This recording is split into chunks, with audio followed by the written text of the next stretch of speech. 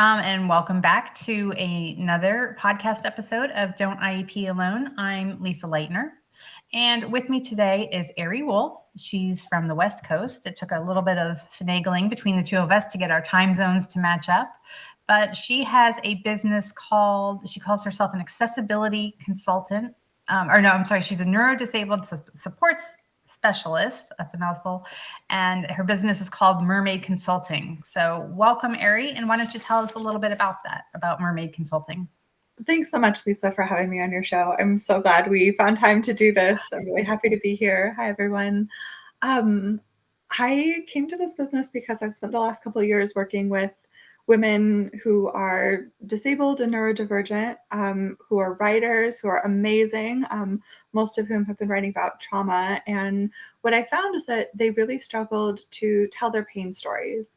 They struggled to feel that they had the right and the worth to connect with an audience and talk about their trauma in a way that was deep and meaningful and real. They were really, really happy to get to the part of their stories where there was redemption and hope and survival, because that's the part of our stories that we've been taught is valuable. But they struggled to talk about the hardships. And ultimately, when it came to the editorial consulting business, I really just felt like there were a lot of people doing similar work to what I was doing. And the part that was most meaningful to me was working with my disabled community.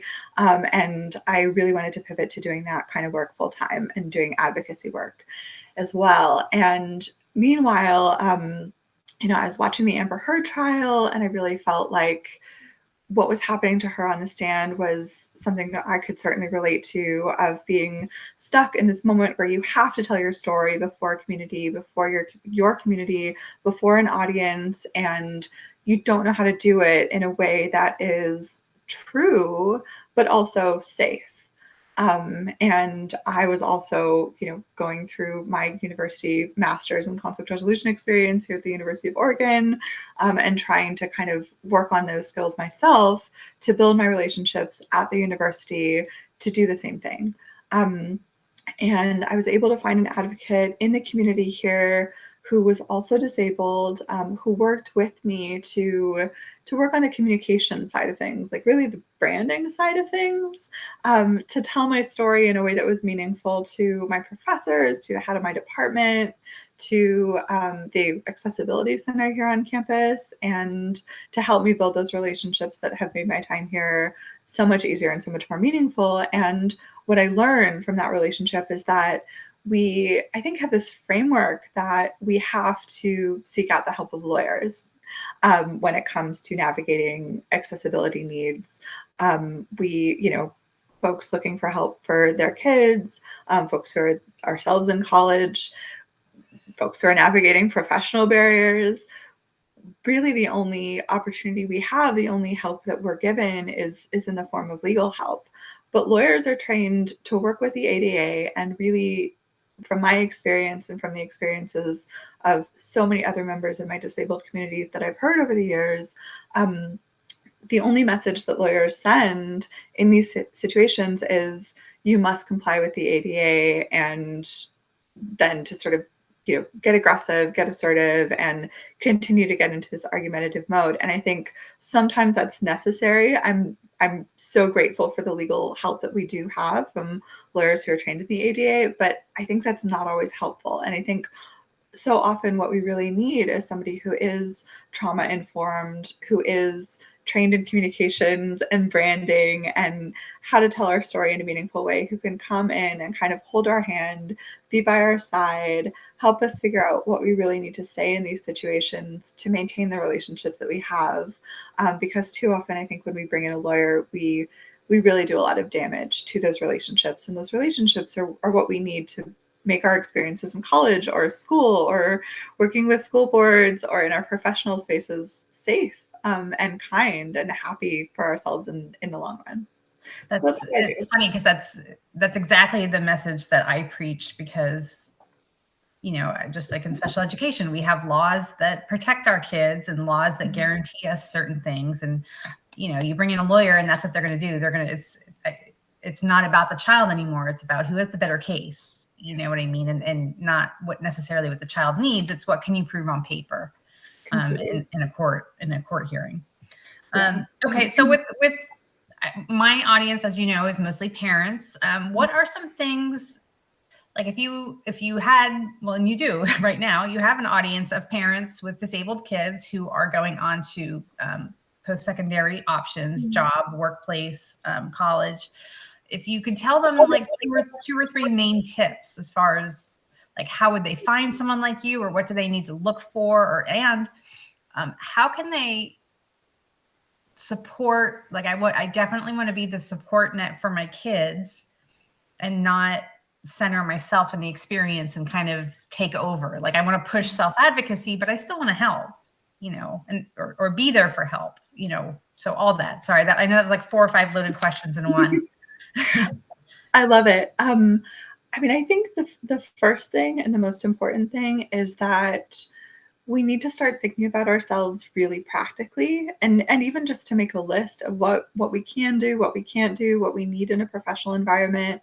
And I think the more that we focus on that needs framework, which is what disability justice has really given us. And I want to just take a moment to thank the women of color advocates who've brought disability justice as a framework, as a movement to us. I think that's a really important piece as well. I think that we need to rely on that kind of language instead of thinking about, I mean, it sounds really hard, but I know that my parents struggle with this as well. And I've just had so many conversations with them where they'll say things to me like, well, what do you want to do? What's your dream job? What are your goals? And I think that's so beautiful because it comes from such a loving and healing place. But I think the scary thing about disability, and one of the hardest things, it seems like as a parent and certainly as the child who's going through it, is that there are real barriers now, right? Like there are jobs that I'm not going to physically be able to do. And it would be really helpful. And some of the most helpful things that my friends have been able to do, because my parents are not there yet, is to just say, okay, but you can't do that, right? You can't work. That's okay. And if they would add that in, okay. Yeah. And you don't need to find ways where maybe you might be able to do that if you just, took a bunch of pain medication all day long, or, you just got ulcers from all the Advil that you're pumping, right? It's okay to have these barriers based on what's actually realistic for you and sustainable long term, and then to build your life around that, right? And to scaffold your life, and instead of looking at that as this hardship or this limitation, to just realize everybody has limitations, right? Everybody has things that maybe they wanted when they were 3 years old. I mean, I think when I was 5 years old, I wanted to be a fireman, and that's probably not going to happen, right? And that's okay. Things fall off as we get older. But I think the more that we can think about that as just a natural progression, a natural part of getting older, that for us feels a little bit more, I don't know, maybe physically obvious and a little bit more painful, but that everybody has to face sooner rather than later. I think the more that we can see ourselves as just part of a community that is going through similar things, and the more that we can reach out to other people, because that's really, I think, the most key thing is not going through this kind of pain in isolation. And that tends to happen, I think, a lot with our community, and that's when the worst suffering happens. Yeah. Okay. What would you say to young people, or to the parents who are listening that might want to share with their young people? Disability activism isn't necessarily new. Of course, we had the 504 sit-ins and all that stuff from 50 years ago, and even before that. But it is, I would say, growing and expanding and having more of a moment. I mean, what advice would you give to, because I've been begging parents to get involved in public education lobbying, because of course, public schools are the only place where we're welcome. I've been browbeating everyone for years on that, and not much success. But what would you say to young people who maybe feeling that insecure? Of course, you feel marginalized, you feel judged, and a lot of kids still do experience this thing where your skill set deficiencies are treated as character flaws and things like that. What would you say to those like young kids to kind of build them up and get involved and do more, be more, Yeah. be more of a voice? Absolutely. I mean, I still experience having my, physical deficiencies treated as character flaws. So totally relate to that. Um, I think I would say start where you're at. I think for some people, checking a disability memoir out of the library feels like the biggest action they can take that week. And that is still meaningful. For some people, it's joining a disability support community on Facebook. For some people, it's, you know, making friends with somebody that maybe they were afraid to approach in their school a few months ago. I think that we have this tendency, because it's been kind of shoved in our faces, to see activism as like going to a rally or marching in the streets, and anything less is not real activism. And I think that that kind of activism is amazing. Like, having grown up in California and Berkeley, and I had parents who like were part of SDS, that's fantastic. However, also that kind of activism is not often accessible to me. And it's not often, I think, accessible to a lot of us. And it's really not the form that like the disability justice movement is taking, at least in my experience. So I think the most important thing to me is to start moving, right? But to also see movement as any of these little motions that are taking place to support ourselves and to support our community and to get a little bit more involved in our community. And I do really actually think that it starts by like listening to podcasts and, taking the time to research disability, taking the time to read books by disabled writers. I think that those things are what builds the scaffolding inside us to be able to resist a lot of the shaming and scapegoating and stigma that we face on a daily basis. And eventually, I think that leads to the kind of capacity for movement building that we need. But we have to start from where we are. Okay. So you mentioned reading books. Do you have a couple that you recommend all the time? Oh, or not a couple. I'm sure you have more than a couple, but yeah, geez, this is going to be the hardest question you asked me today. I was not prepared. I left someone out. Oh no. No, I'm such a reader. Okay.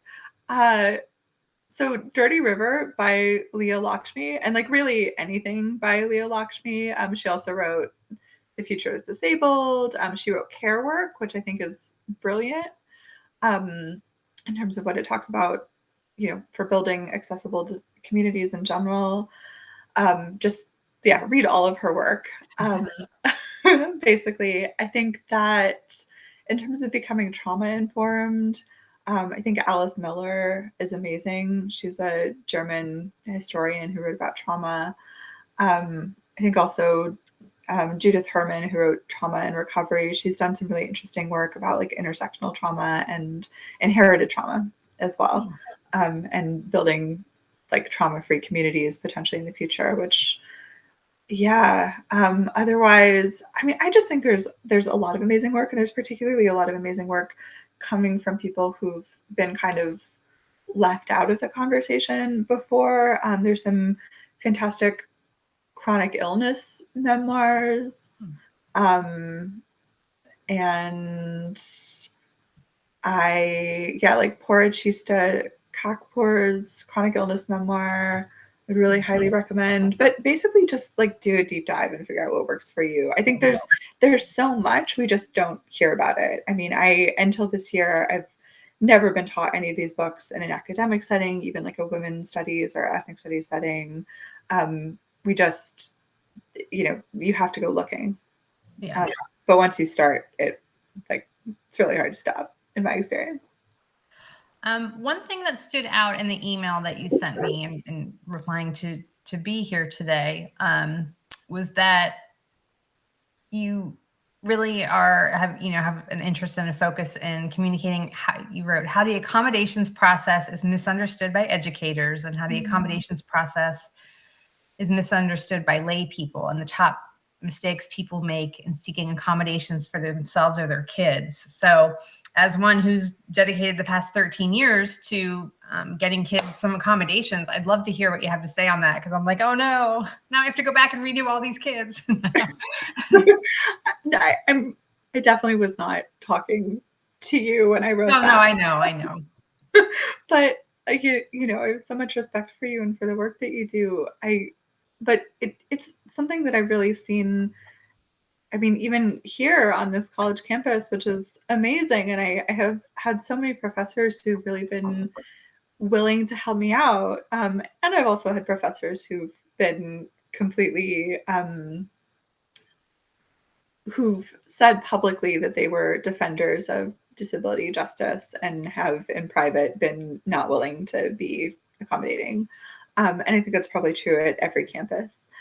And what a lot of this experience has taught me, and even sort of talking with folks at the Accessibility Center here privately, is that what a lot of professors really believe, and I mean, you can see this on like professor Twitter if you just do a deep dive as well, which I would not advise, frankly, is that they really believe that if you're a student and you like, you know, say that you're disabled, you can just kind of stroll up to the Accessibility Center at your campus, tell them you're disabled, tell them what you want, and they'll give it to you, which of course, as we know, is not remotely how it works. I mean, you have to present so much medical paperwork, you have to present letters from oftentimes several different, you know, medical professionals. And I'm, you know, when you're working with, when your parents are involved, you have to present documentation from them as well. Like there's so many parties involved that have to have a voice. And then often still, you know, the school has a legal right to push back and to say, well, this is what we're willing to give you, kind of take it or leave it. And the process can be really humiliating, and can feel really dehumanizing as well, especially for, you know, kids who are dealing with 10 million other things and trying to find their voice and their identity and feel safe on a new campus and, you know, going through adolescence. It's just so much to hold. And I think that there's a real lack of sympathy, really, coming from professors and coming from educators. And where there is sympathy, I think there's actually a lot of pity, just like kind of disguised as sympathy, right? There's a lot of, oh, well, we should accommodate this poor, unfortunate soul, which is not how disabled people would like to be seen, because that's not how anybody wants to be seen either. So I think that the more that we can just kind of, I think there is a lot of education that needs to happen there. But there's also asking people to see us as truly human, and not as creatures who need to be helped, and not as somehow possessing like much more social power than we actually have. Yeah, somebody in the chat is saying ableism at its best, and I agree. I think that these are very self-serving ideas and stereotypes that people in power have to make themselves feel better. But I also think that these are people with real power over our real lives, and we need to find ways. You know, we can't just go around them. It's not always as easy as not taking a certain class or avoiding a certain teacher. And we're often going to have to deal with these same stereotypes and these same beliefs everywhere we go for the entire rest of our lives. So we need to find ways to work with them or to overcome them, whatever works for us, because we're going to have to be doing it forever. Yeah. Yours seems to be like a new-ish or newer, an emerging kind of field. I don't think that there are many of you in this country. How would someone try to find someone like you? And if they can't find someone like you, like how could either the young adult work with their parents, or the parent, you know, if we're talking about a child, like how could they begin to work to understand like what kind of accommodations to even ask for at a college or in the workplace? I think that's such a good question. Not just because of how to find me. I mean, find me personally. I'm on Twitter, I'm on LinkedIn. LinkedIn is a great place to find all of the professional resources, I think, just in general. I have a website, but it's, you know, it's really hard to build a website if you don't have experience in HTML. Like, please find me on LinkedIn. It makes my life so much easier. Find us all on LinkedIn. I think there are some of us, but a lot of us, I agree that it's an emerging field. I think it's going to be growing in the next couple of years. So please find us. I think in terms of knowing what accommodations to ask for. I think that's really huge. I think a lot of people don't know what's available until they, find out from a friend that they have. I mean, I didn't know what I needed until I started asking. And a lot of my needs, change year to year because I have a chronic illness, and that's the reality. And I think that's true for a lot of folks as well.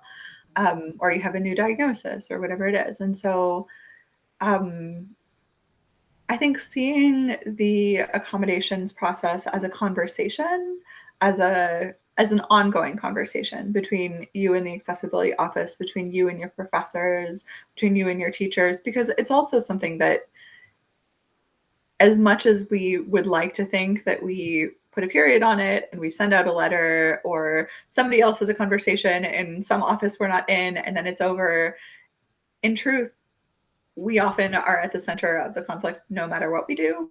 And I think the more that we can kind of prepare ourselves for that ahead of time, the safer we will be when that happens. In terms of straight up knowing what accommodations to ask for, just go on Twitter, be part of online communities, be part of the conversation, and ask other people, and that, and understand that you're not going to get it right for yourself the first time. That it's also a growing process for yourself. That's good. Sorry, I just derailed my own train of thought. Sorry, it's gone. Whatever you said something, and I'm like, oh, I want to follow up on that, and then whatever it was, it's gone. Something about accommodations again, but I can't remember. So, oh well. Okay. All right. Well, it's or any final thoughts or anything else you want to add before we close out for today, or anything else you want to talk about? I think I just want to say this is a really scary time to be disabled. I'm sure it's a really scary time to be the parent of disabled children as well. I really cannot imagine sending my child out into the world knowing what might be coming in a million different ways, right? From climate change to seeing literal eugenics being approved in Canada, and thinking about what might happen in the next election.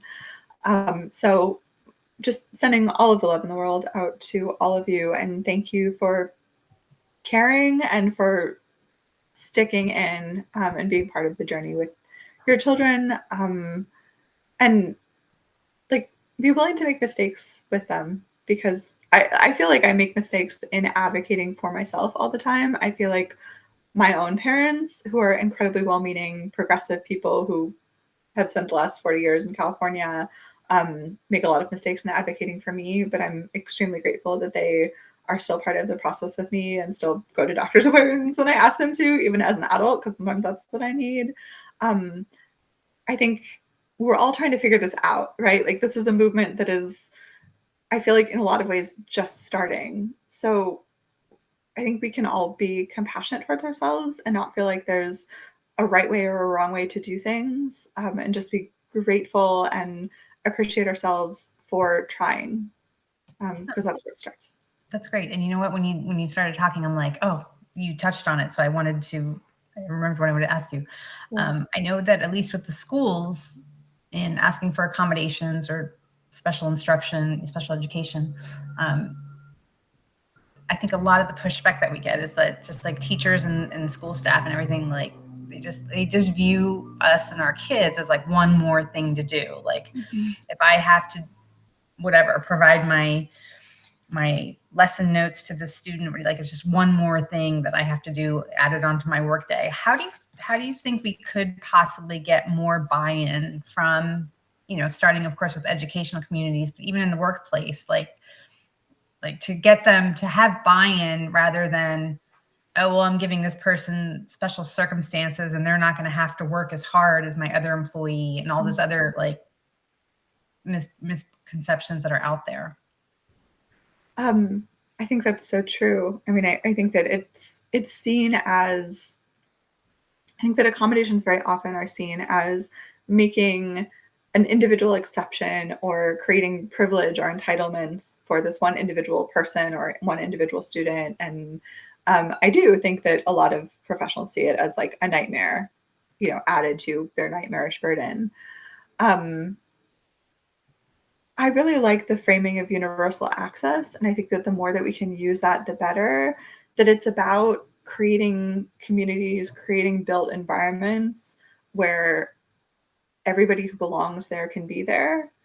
And that it's about these values, right? It's about values of community, values of belonging, values of sharing space, values of welcoming people into the space and not having things that shouldn't be a barrier, that we all agree shouldn't be a barrier, in fact, be a barrier, right? So if being in a wheelchair is a barrier to accessing space, then we're doing something wrong. If a student having psychological needs that are not being tended to is a barrier to being in a space, then we're doing something wrong. And we're not just doing something wrong for that individual student, right? Because it's not just about that individual student. It's about the other students being harmed because they're not able to learn from that student. It's about the kind of community that we're building and the kind of community that we want to build, and who is going to be welcomed into that community and who's going to be excluded and why. I think that's the framework that we need to start focusing on, and not the framework of, well, this individual has this need and this individual has this need, and so we need to build around their individual needs, because it's not about the individual. It's about creating accessible communities literally for everybody. Great. Okay. Well, thank you for that. Okay. Well, everybody, thank you for tuning in, and all of Ari's information will be in the show notes. It will go out in email, and I will post it on the page as well so that you know how to find her. I will list the books that she recommended and everything else. So thank you for being here. Thank you so much.